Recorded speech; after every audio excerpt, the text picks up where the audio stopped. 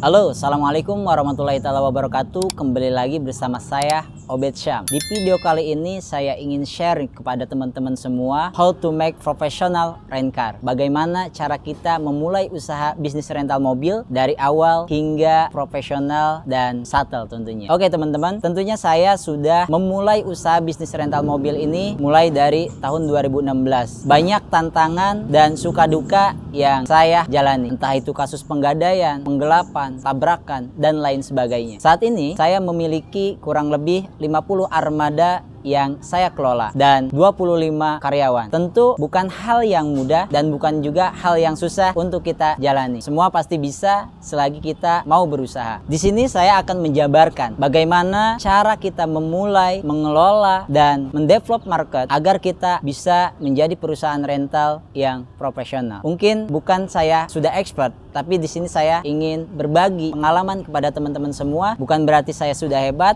tentunya banyak teman-teman atau yang melihat video ini juga lebih hebat dari saya tentunya. Di sini hanya sharing and caring. Semoga video ini bermanfaat. Dan ini dia Otobed.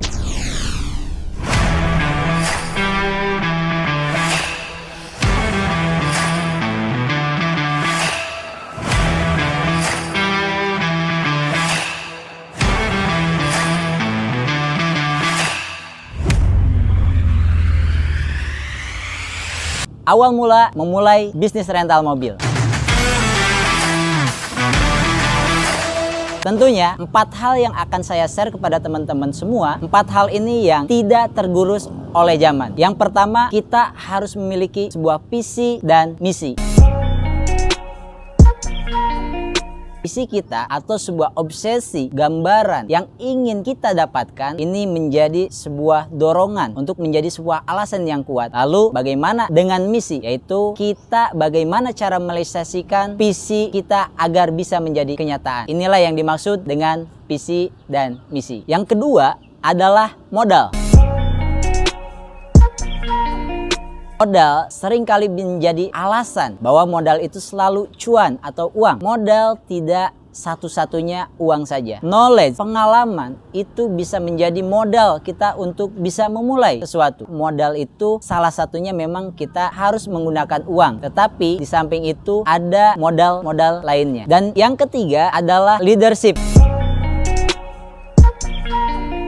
Bagaimana kita bisa memanage diri kita terlebih dahulu untuk memimpin diri kita terlebih dahulu, dimulai dengan manajemen waktu. Bagaimana cara kita mengelola waktu kita, kebijaksanaan kita terhadap diri kita. Kita bisa membedakan waktu untuk bermain, waktu untuk bekerja, waktu untuk beristirahat. Sehingga bijaklah dalam memanage dan jadi leadership buat diri sendiri terlebih dahulu. Dan yang keempat adalah membangun sebuah tim.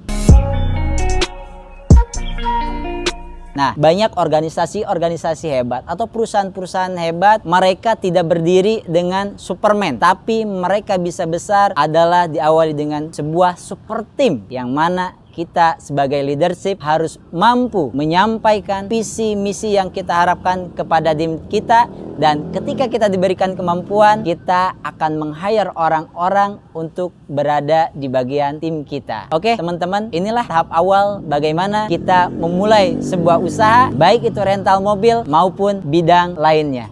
Lanjut ke part berikutnya.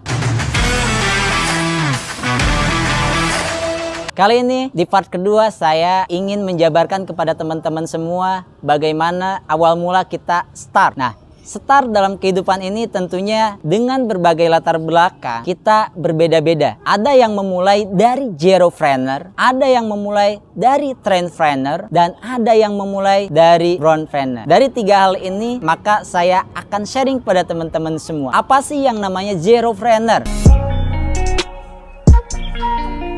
Mungkin tidak semua orang paham akan zero trainer. Kita yang tentunya latar belakangnya mungkin sama dengan saya, mengawali jeripayah dari zero trainer, yang mana kita memulai sebuah usaha dari entrepreneur pedagang. Memulai dengan segala sesuatunya kita kerjakan sendiri. Administrasi warung tentunya perlu effort yang luar biasa, karena tantangan dari zero trainer itu cukup banyak sekali. Perlu daya upaya yang luar biasa. butuh mentor, butuh pendamping, dan butuh knowledge agar kita tidak terlalu banyak dalam kegagalan. Sekarang saya akan membahas yang kedua adalah trainpreneur. Apa itu trainpreneur?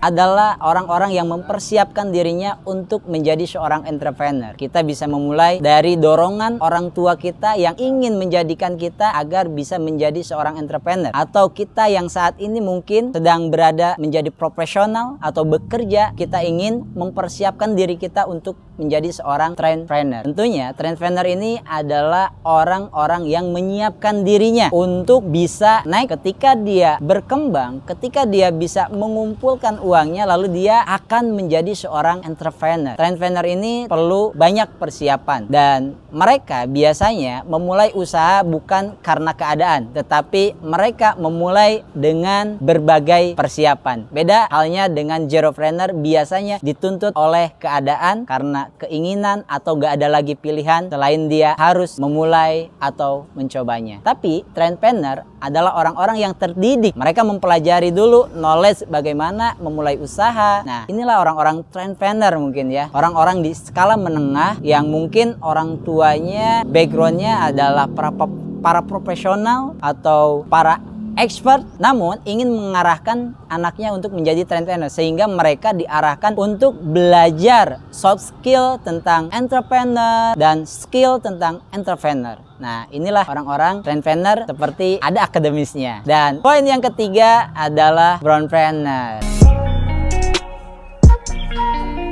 Tentu brownpreneur ini bisa dibilang istilah kerennya adalah privilege. Mereka yang lahir, yang sudah tahu bahwa orang tuanya sudah memiliki perusahaan atau sudah memiliki kekayaan, sehingga mereka tidak terlalu banyak effort yang harus dia lakukan, namun bagaimana beliau atau dia bisa grow atau mengembangkan bisnis orang tuanya, sehingga yang tadinya belum tersistemasi, bagaimana mungkin dia cara mensistemasi perusahaannya, bagaimana sebelumnya belum scale up, lalu dia mungkin sekarang men-scale up bisnisnya atau membuka ke beberapa cabang, sehingga brownpreneur ini bukan berarti tidak ada tantangan. Dari 3 jenis atau tipe di mana titik kita memulai ini, semua ada challenge-nya, semua ada tantangannya. Tentu bagaimana kita bisa bersikap lebih bijak ketika kita di zeropreneur, kita paham diri, kita harus lebih giat, lebih ekstra, harus bekerja lebih daripada orang trainpreneur atau brownpreneur. Dan tentunya orang trainpreneur, mereka yang start di pertengahan, sehingga mereka pun butuh effort juga. Bagaimana, apakah mereka mampu, apakah mentalnya siap. Nah, tentunya semuanya ada resiko dan tantangannya juga.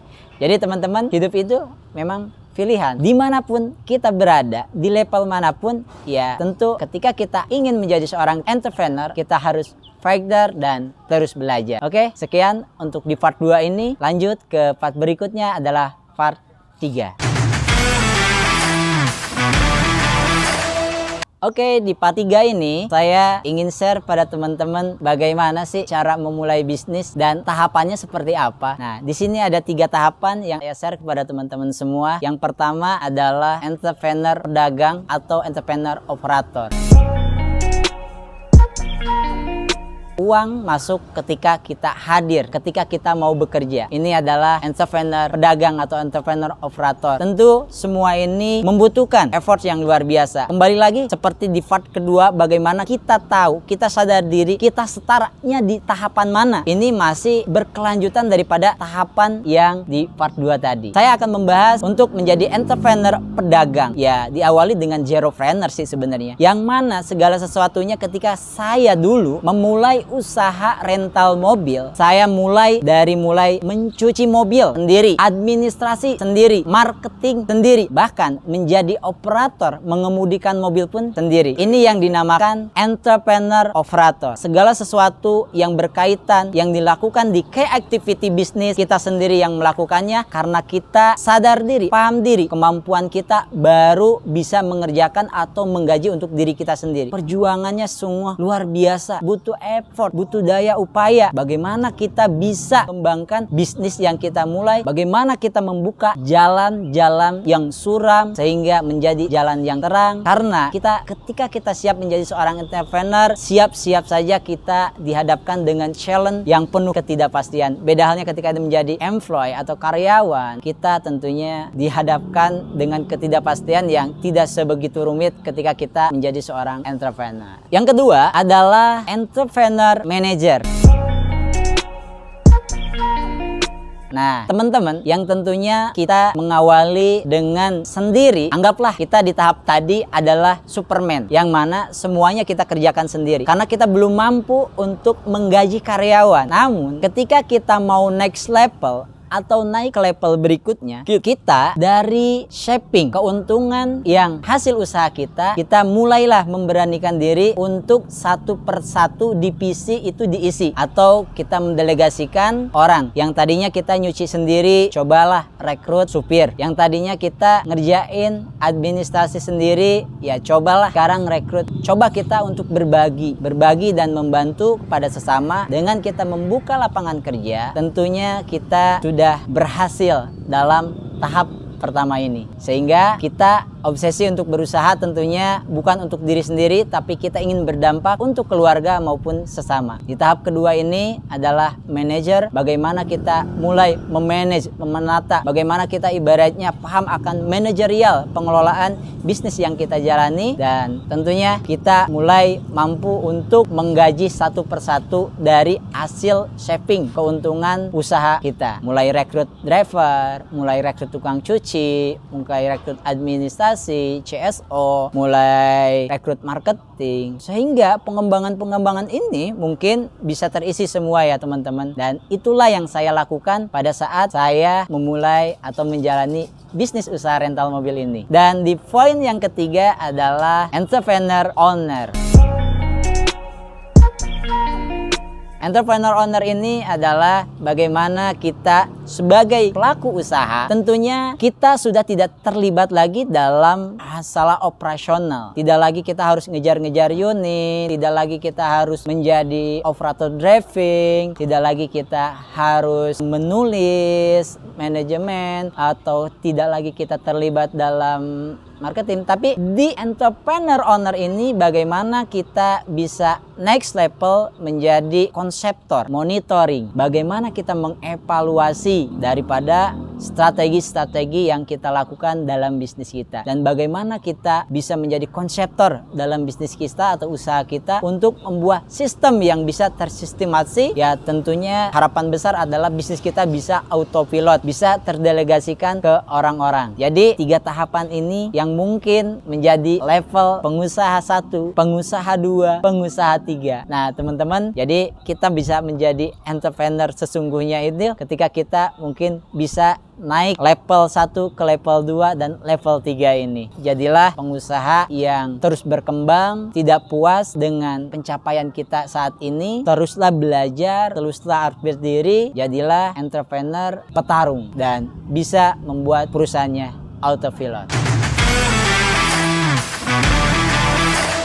Oke teman-teman, gak kerasa sekarang masuk ke part keempat. Di part keempat ini kita akan berbicara tentang produk, yang tentunya saya sharing di kali ini adalah tentang bagaimana usaha rental mobil dan produknya itu adalah mobil. Berbicara tentang mobil, tentunya saya dulu tidak kebayang bakal punya mobil, bahkan pentilnya pun tidak kebayang. Jadi inilah bagaimana sih kok bisa yang tidak kepikiran sama sekali sekarang bisa punya beberapa mobil. Oke, saya ulas satu persatu bagaimana cara kita bisa mendapatkan produk. Saya akan memberikan 3 cara bagaimana kita dapat mengelola aset rental mobil atau mendapatkan aset rental mobil ini. Pertama, ketika kita belum punya modal, apa sih yang bisa kita jual adalah knowledge, pengetahuan kita, soft skill kita. Pernah gak sih teman-teman kepikiran bahwa kita tidak punya modal mobil, tetapi kita bisa bisnis rental mobil? Bisa gak menurut teman-teman? Tentunya bisa. Di era digital ini tidak ada yang tidak pasti. Lihat, marketplace tak rasa. Traveloka apakah punya mobil? Tiket.com apakah punya mobil? Trepo apakah punya mobil? Tidak. Apakah akan menjadi alasan? Karena mereka kan perusahaan-perusahaan besar, platform-platform besar. Jangan fokus terhadap alasan yang tidak memberdayakan kita, yang tidak merubah diri kita, tapi fokuslah terhadap solusi. Oke, saya akan menjelaskan dari pertama, yaitu ketika kita tidak memiliki mobilnya, apakah kita bisa berbisnis rental mobil? Jawabannya adalah bisa. Yang penting satu, kita punya kemauan, kita mau belajar. Kita bisa mulai dengan Calo Racing. Berarti apa yang harus kita pelajari? Bagaimana kita bisa menjual, memarketingkan bisnis rental mobil ini? Dengan kita belajar tentang vlog, SEO, tentang website, itu bisa. Atau kita bisa bermodalkan spanduk. Jadi rental bermodalkan spanduk. Jadi bisa kok kita memulai bisnis atau usaha rental mobil tanpa kita punya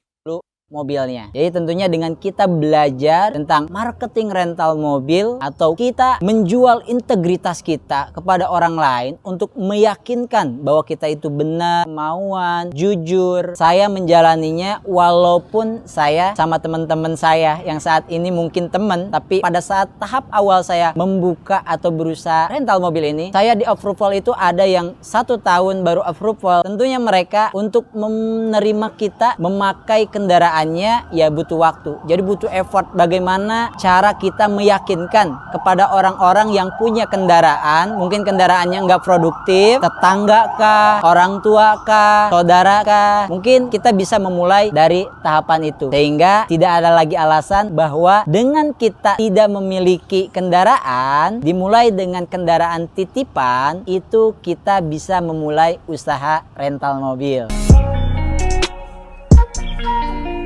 Yang kedua, ketika kita punya tabungan kita budgetnya hanya mampu untuk membeli kendaraan second. Ya mungkin kan kalau kendaraan second nggak semahal kendaraan baru ya teman-teman. Yang penting kendaraan tersebut ya tahunnya masih worth it lah untuk kita rentalkan. Nah, walaupun membeli kendaraan second itu ada plus dan minusnya, tidak perlu khawatir teman-teman. Yang penting ketika kita berkemauan, kita bisa dengan memulai kendaraan-kendaraan second. Tidak perlu harus baru, yang penting berhati-hatilah saat kita merentalkannya. Jangan sampai mobil yang satu-satunya masih angsuran namun kena masalah. Nah, ada bagaimana manajemen tentang resiko akan saya share juga ke teman-teman supaya teman-teman tidak tersandung pada saat memulai usaha rental mobil ini. Yang pertama adalah membeli kendaraan dengan uang cash. Tentunya mungkin hanya orang-orang privilege atau entrepreneur lah, atau memiliki uang adem. Ini sedikit orang yang mungkin memiliki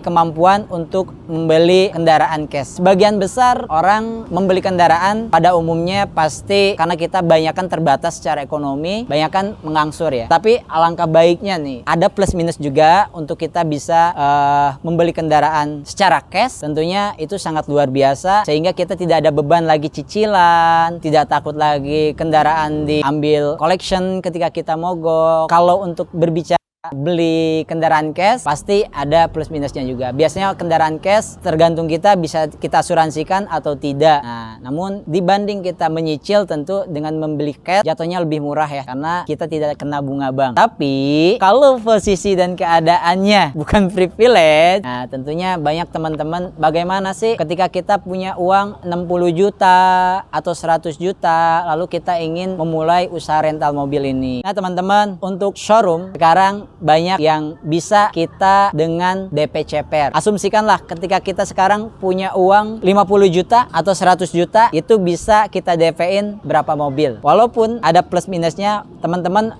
mau ngambil kendaraan second atau grass tentunya sah-sah aja. Kedua-duanya plus minusnya. Kalau misalkan second, biasanya jangan coba-coba ketika kita dalam pengetahuan mengecek mobil itu masih terbatas, mintalah jasa inspeksi kendaraan kendaraan agar kita tidak tertipu. Takutnya rentan sekali kendaraan bekas banjir, eks tabrakan. Soalnya kan kalau penjual itu minim sekali yang terbuka. Sehingga banyak, jangan sampai kita beli mobil second tadinya buat kerja malah banyak jajannya. Jadi buat teman-teman yang ingin beli kendaraan second, jangan lupa hubungi jasa inspeksi kendaraan. Nah, di kita pun ada di obetmotor.id jasa inspeksi kendaraan mobil second. Bisa hubungi di nomor ini ya teman-teman, supaya teman-teman tidak tertipu, tidak menyesal. Jadi alangkah baiknya serahkan kepada orang expert yang memeriksa, sehingga kita pun mendapat report bagaimana sih kekurangan, dan kita bisa menjadi argumen juga, argumen yang kuat kepada si penjualnya. Ini kekurangannya apa, kelebihannya apa. Jadi nanti kalau kita menggunakan jasa inspeksi mobil, biasanya kita cek mulai dari eksteriornya, interiornya, mesinnya, kelengkapannya, lalu bagaimana kesesuaian nomor mesin dan nomor rangka mobilnya. Jadi teman-teman nggak khawatir lagi ya, dan kita bergaransi tentunya. Oke teman-teman, di part 4 ini seperti itu yang bisa saya sampaikan. Apabila teman-teman masih penasaran dan ingin bertanya-tanya,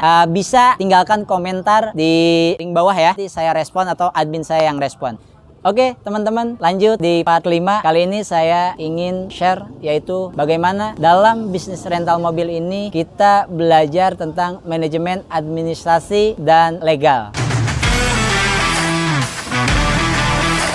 Nah, tentunya teman-teman, perlu teman-teman ketahui bahwa bisnis di rental mobil ini penuh suka maupun dukanya. Jangan anggap sepele ketika kita sudah memiliki aset, lalu aset kita tidak dijaga. Karena dalam kita merentalkan mobil itu biasanya ada dua sistem, yaitu sistem dengan pengemudi maupun yang kedua sistem lepas kunci. Kedua-duanya tentunya ada resikonya. Di sini saya akan menjelaskan bagaimana kita menyiapkan administrasi rental mobil yang rapi.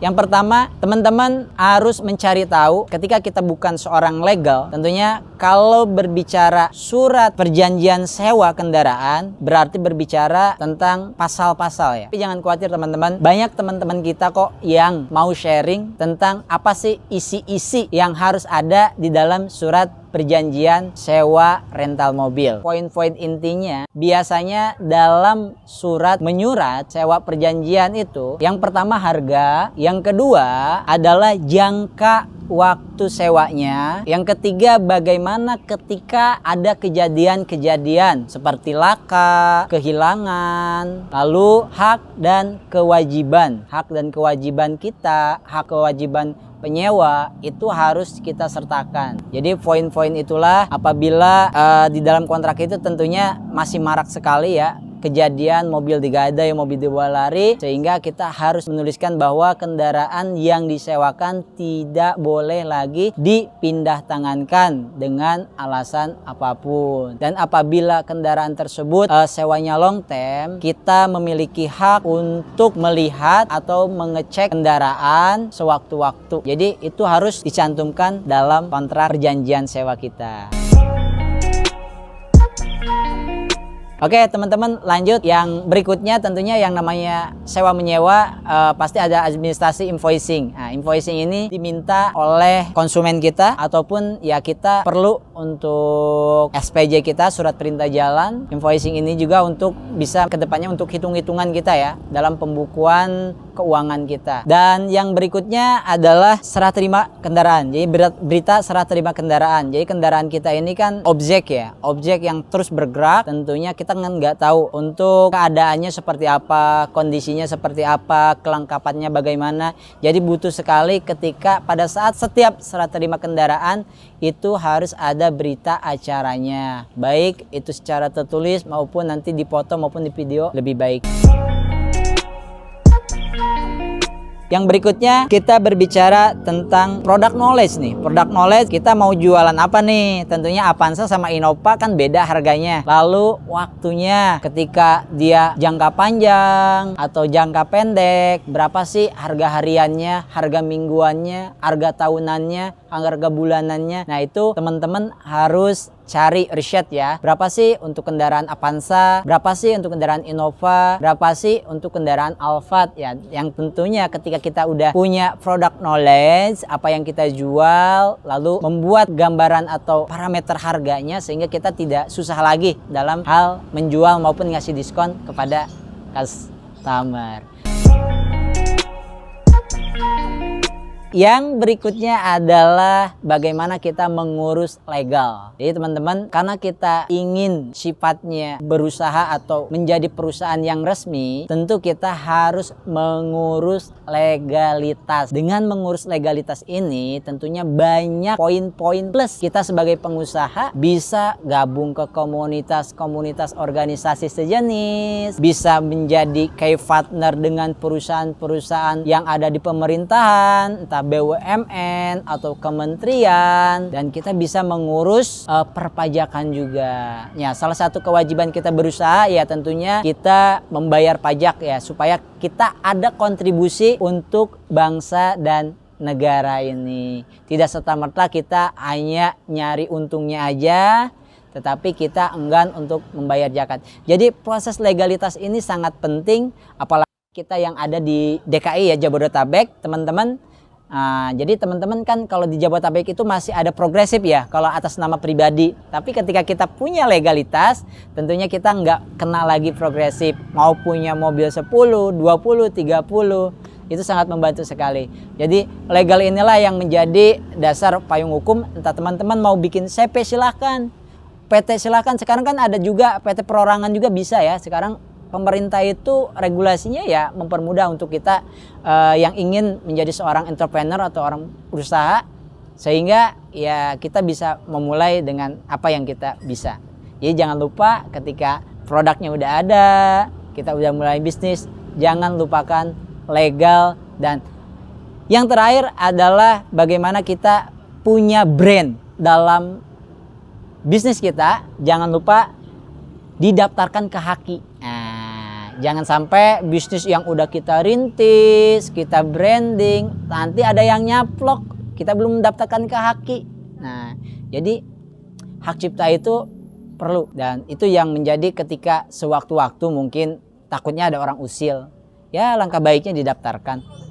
Oke, teman-teman, di part kelima ini aja mungkin yang bisa saya share. Dan tentunya jangan skip ya, tonton terus. Oke, yang baru mampir di channel Otobet, jangan lupa like, komen, dan subscribe tentunya.